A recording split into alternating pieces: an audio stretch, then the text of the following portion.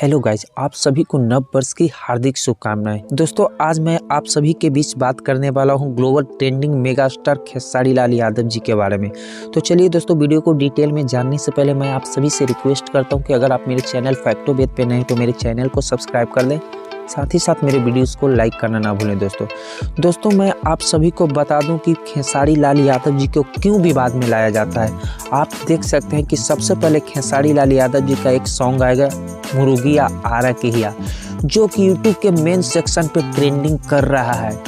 और मैं आप सभी को बता दूं कि खेसारी लाल ने फिर से एक लकीर खींच दिया है और इसके पीछे बहुत सारे सिंगर इस लकीर पे चलना शुरू कर दिए हैं। तो कुछ सिंगर कहते हैं कि खेसारी लाल यादव जी ने मेरा सॉन्ग चोरी किया है। तो दोस्तों मैं आपको बता दूं कि खेसारी लाल यादव का ही सभी ने सॉन्ग चोरी किया है।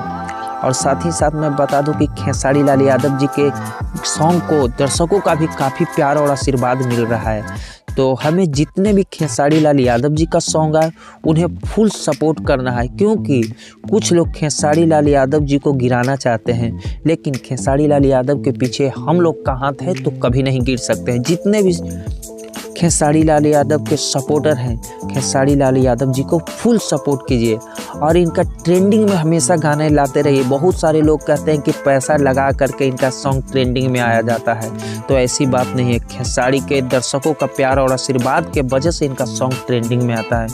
साथ ही साथ मैं आपको बता दूं कि भोजपुरी इंडस्ट्री में इनसे ज़्यादा कोई स्ट्रगल और मेहनत रात दिन एक करके खेसारी लाल यादव जी मेहनत करते हैं। तो जो व्यक्ति मेहनत करेगा वो जाहिर सी बात है कि आगे जरूर जाएगा।